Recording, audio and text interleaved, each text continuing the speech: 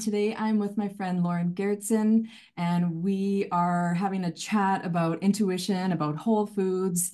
And before we get into this really juicy conversation, Lauren is somebody who's really important to me on my path because when I was coming out of my postpartum depletion, when I hit rock bottom, Empowered Sustenance, which is the website, the blog that Lauren runs, that was like a lifeline to me. And, Mm. Lauren has such a powerful story with overcoming illness and disease through the power of whole foods, of trusting herself.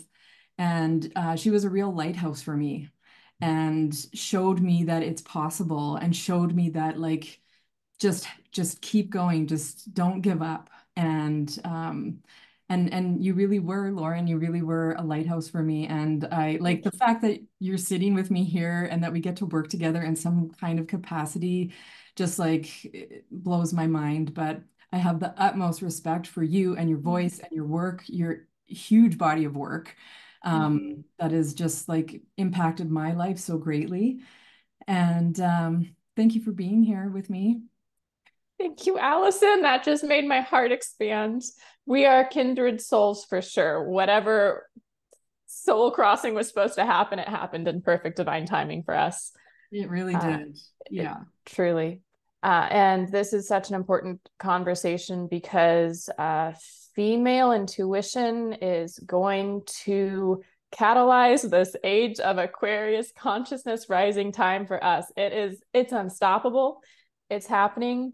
There's this exponential growth and healing process that's happening within women's psyches, women's bodies. That's why there's such warfare happening right now against that too, which we could get into. What are the forces we're up against? Totally. Embracing women's intuition, and then yeah, let's also talk about what does an intuitive woman look like? What does that look and feel like? Because I didn't know that on my journey. I didn't know that on my journey either. And, you know, so many of us grew up in the 80s and 90s, but like this was the era of like sugary cereals and Pop Tarts and processed food and blah, blah, blah. And we were just super programmed that if you got sick, you go to your doctor and you don't ask Mm-hmm. questions and he'll just give you a prescription to mask the symptom. And Mm-hmm. we were programmed like this. And Programmed that a symptom is something wrong, right. instead of this holy message that can actually awaken us and then as a ripple effect awaken everybody in our life. Like we should be celebrating our symptoms. Yeah. I recently got a little, I don't even call it that I got sick anymore. I was having an Mm, upgrade just yep. before I went on holiday. And it's been so empowering to think of it as I'm, experiencing this discomfort in my body, but actually in my mind thinking, thank you, body. You are doing Mm-hmm. everything that is necessary to take care of whatever it is that's going on. And I feel like it just expedites the healing so fast. Um, it's remarkable the lies that are all kind of being pulled away, and we're like seeing the truth more and more every day. So so let's have a conversation about what an intuitive woman looks like, and what does that look like for you, and how does she get there? For me, that is the road to relaxation and ease, because anxiety disappears and true sovereignty and security happens when we are that connected to the divine, to our own inner voice, to our own path. And what I didn't realize early in my life was that chronic sense of anxiety, confusion, that sense of I need to control what's happening out there or control other people's choices if they're in my life, that was all coming from a lack of me listening to my intuition and then acting on it. Because I think that there's no greater force of freedom in the world than a truly intuitive woman. Mhm. That's ultimate freedom to me. that I don't need any external authority figure or external rule book, external religious dogma telling me what's right for my life. And there's scripture that refers to this too, where this is like the archetypal spiritual growth is first a human being needs to have those external rules where we do default to having an authority figure out there and to having a rule book out there. But the spiritual journey is actually to graduate from that and then be able to live from that place of, no, the rule book is in my heart, to have such a sense of connection to that inner voice. That first of all, we look super duper crazy and reckless and wild and weird to the outside world that still lives according to the external rule book. But we have absolute freedom to live in alignment with our own souls and to raise the consciousness around us.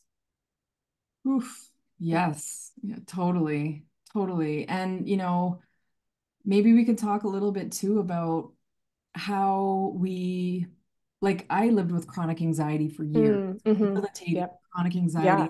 I think part of that was overriding my intuition to a perceived authority. And this is an important conversation for us as women, for us as mothers, women, in the childbearing year. We need to be able to trust our bodies, full stop. Full stop. Yeah. And the thing is, the forces we're up against are so insanely powerful. And that says so much about the power that's within us. If it is taking billion-dollar industries, the pharmaceutical industry, the diet industry, the beauty industry, the plastic surgery, the transgender industry, all these industries out there are trying to distort the clarity we have within our own bodies. That is a huge compliment. That's like, oh my goodness. Yeah. They're so scared of that. Yeah. Right? The world would change overnight. Systems of domination, manipulation, coercion, control would crumble. There would be no more vaccines given on planet Earth if every single woman woke up the next day and knew how to trust her intuition about what went into her child's body. Yeah. And this was a huge awakening for me. I was born a seer. I was born what people would call a shaman in different cultures. It took me a little while to catch up to that fact because we don't have that verbiage in our culture. Instead, we have these external sources that can accredit people to fix health problems within this very broken system. Whereas the role of, a true healer is actually to help people expand beyond those systems. And so I have a very this predisposition for, I'll say, for sensing the world beyond this world. And I have had many experiences in my life of how pharmaceuticals, various pharmaceuticals, are actually programmed at a frequency level to sabotage human intuition. So, I can give a few examples of that. When I was 12, I was put on antidepressants. This sounds like, total medical malpractice, but it is the medical system is designed to silence the shamans. And I was fortunately one who survived that with my gifts intact. I also grew up in a narcissistic and emotionally abusive home. And I was the symptom to be silenced. My body was expressing truth. I was expressing truth. My parents didn't want truth in the house. So what do? You silence the truth. So, the doctor gives me this antidepressant because my parents are like, our daughter's unhappy and she's angry. And it's a shocking story. And I went and I started taking these pills because the authority figure told me to do so. Mhm. And because I was in emotional pain, and something that would offer a solution to that pain did sound appealing, Mhm. I took the pills for about a week, maybe 2 weeks. And I suddenly knew so deep in my being that these were, I'm going to say, separating me from my soul. It Mhm. was this deep existential fear that I had. This moment, the last day, I did not swallow that pill about 2 weeks in, because I was like, if I put this into my body, I feel like my soul is going to be that much farther away from me. Like Mhm. my life, it was like something so dear to me was slipping and slipping and slipping away. Yeah. And so so many medications are programmed at a frequency to do that. That's intentional. I've had other experiences in my life where I have picked up a bottle of psychiatric medication, and I could tell that it was at a frequency to attract certain negative entities to it. It was a vibrational match, like a tuning fork. There is really, really intentional programming so that when you put certain substances into your body, they do this with processed food as well. Um, Coca-Cola, these common processed foods. There is frequency programming. So you put it into your body, and one of the ways it reduces your intuition is it just kind of separates you from your spiritual energies, but then it also attracts to you these negative entities that are going to distort your clarity. It's deep warfare. It's psychic warfare. And that's the thing, is there are basically 3 levels of warfare that's happening right now on human health, Mhm. human sovereignty, connection to our intuition. First layer, we could call it physical. We could call it the poisons, the lifestyle, the screens. Second layer would be emotional. It would be the brainwashing we're getting from media, the shaming messages, all those things, the messaging. But then the third level of warfare is psychic. It's energetic. That's the hardest to break free from, because it's the most invisible, but it's also the most powerful. Oof. Wow. Wow. Yes. To all There's a of lot there. I know. I'm like, I hope I didn't go too deep too fast for everyone here. That was no, just like, no, whoa. no, I love it. I'm like, I gotta go take a salt bath now and just regulate a little bit. But it's true. Like everything Yeah, you're saying is true. And from genetically modified foods to glyphosate to the shit they're spraying in the skies, like it's coming at us from all angles. And it is a spiritual war that we're in. I mean, let's just be real. yeah. They don't care that 1 in 2 children are now sick, chronically sick. Every day They they're do care. giving They back. celebrate it. That's right. That's Yeah. the thing.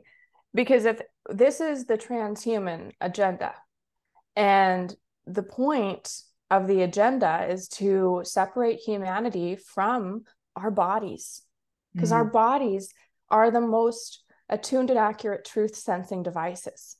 Our bodies are what connects us to the spiritual realm. So if the obsoletes, the elites, if they can separate us from our bodies, particularly put women at war with our bodies, right? That's an internal divide and conquer. mm-hmm. Uh, and we're actually fighting against our greatest source of power. So they can, if this agenda can separate us from our bodies, then we no longer have access to that innate wisdom, that intuition, that felt sense. We're more easily mentally enslaved and controlled. Yeah. That's how you turn a human being into a zombie slave. Yeah. Yeah. And using fear as a frequency to control, right? I see this all the time. Absolutely. And this is actually what was a big part of my own awakening was going into births within the system when I first started attending births and noticing the coercion and Mm. the infantilization and the way that women, mothers, laboring women in their utmost powerful moments Mm, talked to as if they're like children, like, oh, let's just wipe up that poop, or like, like really dehumanizing. yeah. And it's not to So say that condescending. it is. And that's just an example. Like there's Mm, many examples, but using fear as a way to get their way, well, mm-hmm. studies show that, babies' heart rates do this, and that's not necessarily the truth, but we're going to get what we want because we're going to scare you into doing these things, Yes. you know? Yes. And this is a That, sickness. yeah, that's what needs to be woken up, is that the mama bear energy and archetype, there's no fear in that. So there's a concept of feel the fear and do it anyways. There's a Mhm. book by that title, and it's a great book. And that motto served me for a while in my life of I'm going to be afraid, but I'm going to make a different choice. But then we have to get to what I believe is the next step of growth. Fear is a choice. Yeah. Feeling fear is a choice. We can unchoose that experience from our minds, and we can unchoose that from our beings. Uh, this is what the medical industry is terrified of, is when women reach that level of self-development, all medical tactics, all medical birth tactics will immediately lose their customers Yeah. because they all hinge on fear. Yeah. Cancer screenings hinge on fear, not data. Every single medical birth process hinges on fear and not data. Looking for problems. Yeah. Like let's go in a perfectly healthy mother. Let's Mm-hmm. go in looking for problems. And, Mm-hmm. I understand that maybe there was a time that worked, but I Mm-hmm. really feel like it is the frequency of fear. And, and I speak truthfully from experience. I wasn't as awakened as I am now with my son, and I opted into a test. I Mm-hmm. opted into something where they picked up on something. And I ended up thinking about that throughout my whole pregnancy, thinking that that was going to be a problem. And it turned out to be nothing. But Mm-hmm. this is black magic in a way. Like Yeah. these ideas get into your head, um, and they get stuck there, and they can manifest if if you let them go unchecked. So Yeah. And the yeah. dichotomy is you opted in, but then at the same time, did you? Because consent is not actually happening.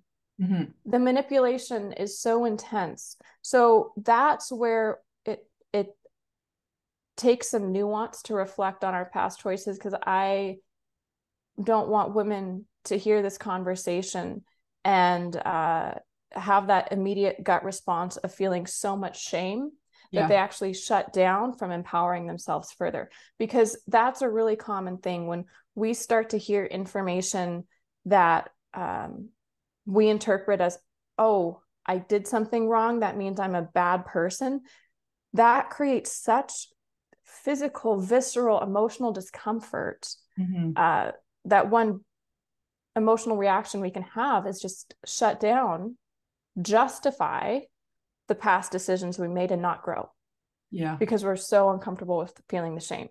Yeah. And so the balance that I like to give is well, we have to recognize what we didn't know before, make different decisions in order to get more free. But we have to revisit our old self with such deep and pure compassion, recognizing that we weren't dumb or stupid. Yeah. It's just that the system is so profoundly manipulative, you know? Totally. And this is a process I went through getting out of a very abusive relationship in my early 20s. And it would have been really easy for me to look at my old self and be like, oh my goodness, Lauren, you were so stupid. How could you have not seen the red flags? How could you have done this and this and this? But there was a very sane and wise part of me operating that recognized, well, this is not about how stupid I was. This is about how my whole life groomed me for this and how smart was the abuser. And Yeah. when I actually shifted my focus to asking that second question, there was so much fruitfulness in there. I gained so much information about how abusers work that when the pandemic rolled out, I was able to see it. And so there's ways that we can reflect on our past experiences and not feel that paralyzing shame. Oh, absolutely. Shame is such a low frequency. It just doesn't serve our growth. No, and this is in no way to shame anyone. And you know, the experience of my son's first birth, which was hugely traumatic, and then going into births myself, like as a birth worker, it was the thing that gave me the eyes to see what was going on in 2020. So, you know, we I don't feel like I'm a victim. I feel like, wow, that happened. Maybe that even happened for me so that I could see. I don't know, but there's no shame. That's how I feel about my Yeah. experience for sure. Yeah, yeah, absolutely. So how do you think food in particular is, let's say, clouding the antenna of our intuition? Like there's so much, like I say, with GMOs, with gluten, with like you name it. We're so far away from what we should be eating as like a human diet. I have this section in the course here called Feed Your Wild Woman, because it's your wild woman that is going to have the sharpest intuition. And you know, I have always felt that when I'm eating things like bone broths and organ meats and like really tuning into that primal palate, that's actually when I feel my most fierce. It almost brings out that predator energy in me where I'm not going to be hunted. And not, you know, I don't mean to sound like I'm being hunted. You know what I mean? Right. Of like, I'm alert. I'm here. Strength. I'm a strength, and I'm in constant communication with my environment even, you know? And how do you think food is clogging that channel? Well, what I saw in my own journey, and then I saw this repeated pattern when I was practicing nutrition, is cleaning up one's diet tends to be the first step in deeper spiritual awakening. And I would just see it over and over. Like, okay, people would get into paleo, they'd get into clean eating, and maybe they would do it because it was coming from a place of, oh, I want to look different. But then something would shift within their being and they'd be like, I want to look into homeopathy. I'll look into hypnotherapy. I'll look into these woo-woo things. I'll do some yoga. And then it would just like start to snowball. Yeah. Because there is I think you said it correctly, a cloudiness that happens. It's a frequency thing. We can look at it from a biochemical perspective of how, for example, blood sugar would impact hormones, how blood sugar levels would impact energy, and it creates toxicity in our gut, which translates to leaky blood-brain barrier. There's toxicity there, there's pathogens, brain fog, fatigue, all that stuff. Well, what happens when you clean up brain fog and fatigue? You're thinking more clearly. You could say that would be a spiritual awakening. You're going to have more energy, be a better goal setter, realize what's not working in your life. I think the other component here is when we get to a different level of physical harmony, we have a less tolerance for disharmony around us. So the more harmony we cultivate in our being, the more harmony we are going to expect around us. And so it is this beautiful cycle of getting into more balance physically. We want to stay there because it feels good. So we're going to have a greater perception of what's not in balance around us, whether that's relationship, job, belief system, et cetera, et cetera. That's how I see it and how I've experienced it. Well, and it's also, I completely resonate with that. And that's like the same thing when I started cleaning up my diet in the attempts to, you know, get myself out of the ditch of this like real malnutrition depletion state in my postpartum. it was a spiritual awakening in a sense, because I feel like it brought me closer to my true essence, like who Mm-hmm. I truly was. And, we are absolutely in the age of Aquarius, but we know now that like sound, vibration, and Mm-hmm. frequency, like this is everything. It's all light Mm-hmm. and vibrate, like here we are. And if we are that, if the human is this tuning fork, and if we are this vibration and this channel, the clearer and the more aligned to what the human diet looks like we can eat. I think that is like the ultimate rebellion in this day and age, like to be in communication with your intuition, to have access to that part of yourself, which is like the spirit self, Mm-hmm. and God and divine and whatever word people like to fit in there. But I mean, it was the thing that really allowed me to step into like a deeper spiritual path too. And that includes your intuition. That is like your North Star.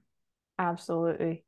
And this is it will get you branded as a dangerous woman the more you get in touch with your intuition. Yeah. It just will, whether you, and I've seen this for people who are in religious communities, because my spiritual path and journey actually led me out of a religious community into a deeper relationship with God. And then from that outside place, I was able to pick and choose pieces of truth that I had grown up with, but I left a lot behind because it wasn't truth, it was control. Mm. And so that is whatever system relies on control and manipulation rather than fully honoring free will is going to label a woman as dangerous the closer she gets to her intuition. Ooh, I like it. I like it. I think should we start a podcast that's called The Dangerous Women? Let's do it. I'm so there for it. Yeah, I love it. I love seeing women who just, resolutely step into it and find themselves, and in the process find their voice. And like this is all relevant to the childbearing year, because the more you can even liberate your voice, the easier I believe the birth process is going to Mm, be, because your throat basically midwives the cervix in labor. It mm, tones, right? It's that vibration. mm. Those like deep, low tones are the things that like encourage the cervix to open. But like having a I liberated, had no idea. yeah, That makes so much sense. so much sense. Yeah, it really does. Whoa. Yeah, and when a woman doesn't feel safe, or she feels like she can't tone, or make sounds that maybe are a little bit Mm-hmm. weird, then of course things aren't gonna unfold as they should or as they could. Mm-hmm. So I think really another piece of getting closer to that dangerous woman actually liberates your voice. And when you can liberate your voice, that's actually like, okay, now you've like entered a whole new realm almost. Yeah. Well, that ties into what we're talking about too, because trusting your intuition, one, is getting information, but two, it's expressing information. It's easy to get stuck in this place of, oh, well, I have a sense of what I need to do. But then if you don't take action, so trust is a verb, it's Yeah, not a feeling, yeah, it's acting through that.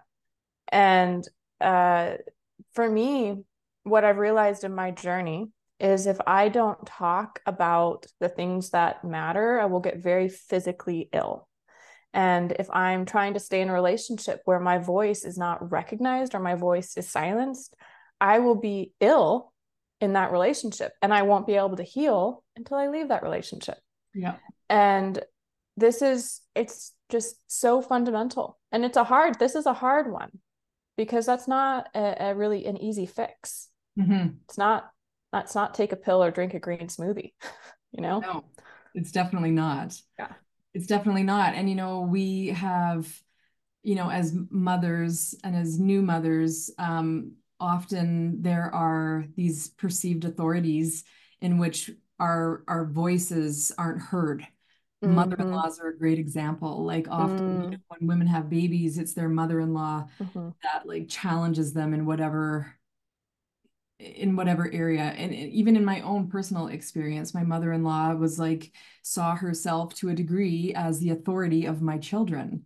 And like, no, no, you're not. And Mm-hmm. being able to stand up, and this is this mother bear spirit that is so Yeah. undervalued and I think underestimated.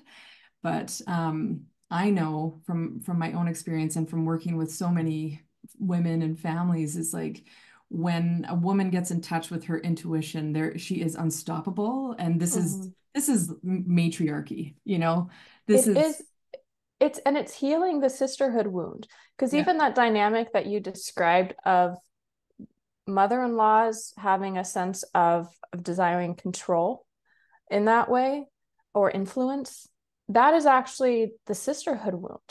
Mm, And it's anywhere where there is that sense of I need to control or influence another person's behavior, that's a lack of love.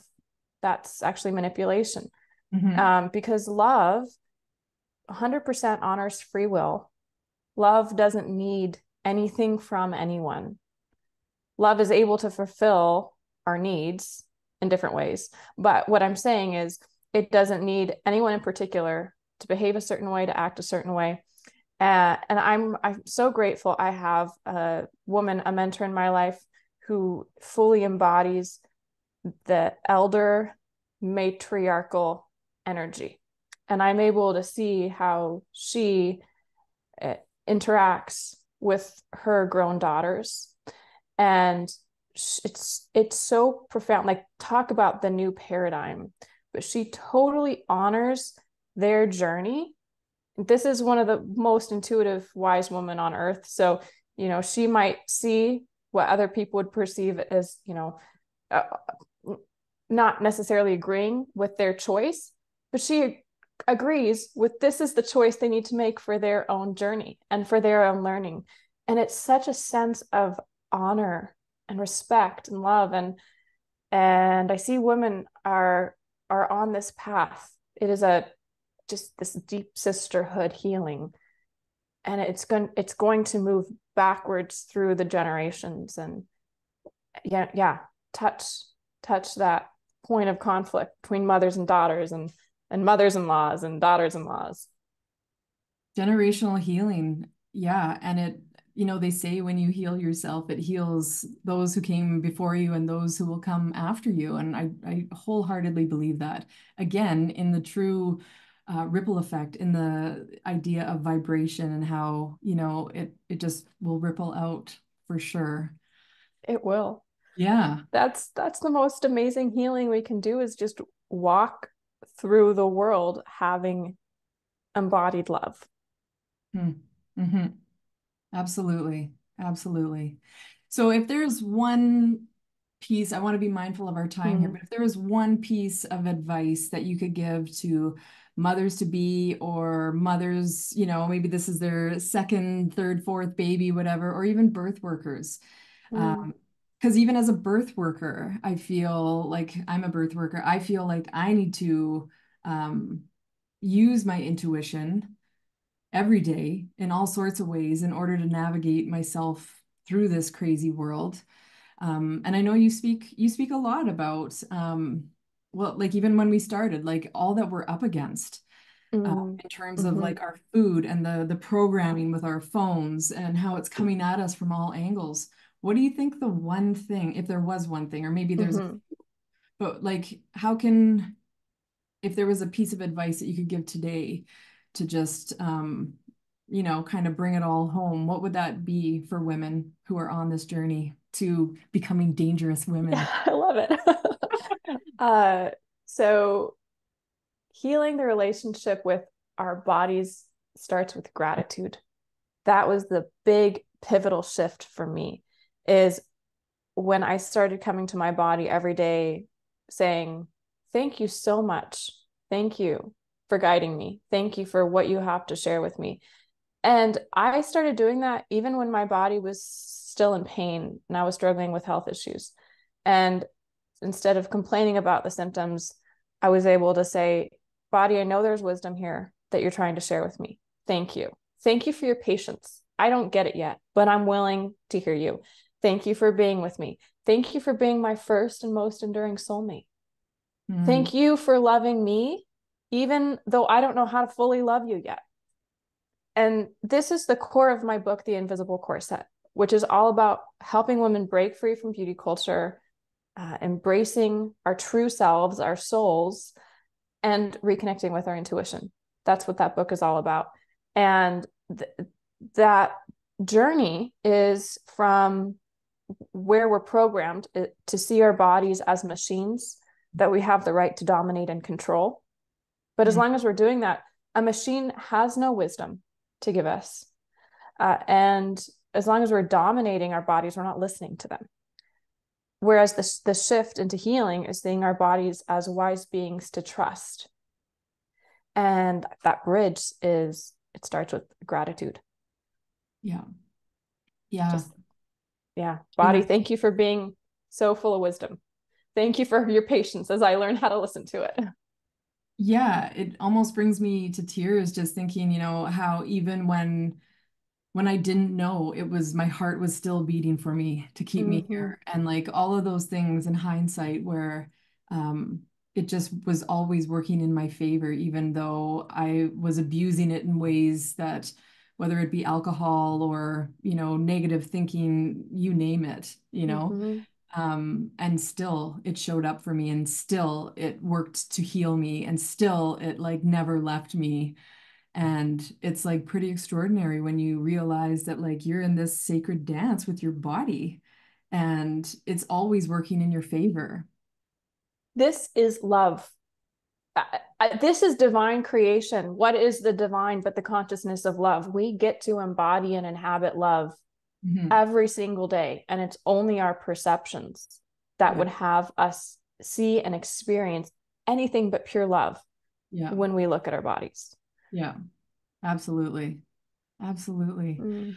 I feel like we could talk for 25 hours and like really I'm sure the tip of the iceberg, but in the sake, I don't know when we started, but I want to be mindful of our time here. But thank you, Lauren, for, everything that you do and really being a trailblazer and a whistleblower and showing me that it's safe to use your voice. That's a big thing. I think a lot of people are scared about these days for many different levels, whether it's like in your own home, scared to use your voice, whether it's in your community, scared of what people are going to think. And, that's a whole conversation, which I think are really sacred initiations into some of those darker feelings, like being casted out of the community. And, it's things that we need to look at, but you have really trailblazed what I think is the truth. And unapologetically, and in you shining your light and doing that, it really, I feel like it gives us all permission to do the same. So thank you, Alison. Yeah, thank you for being here. And thanks everyone for watching.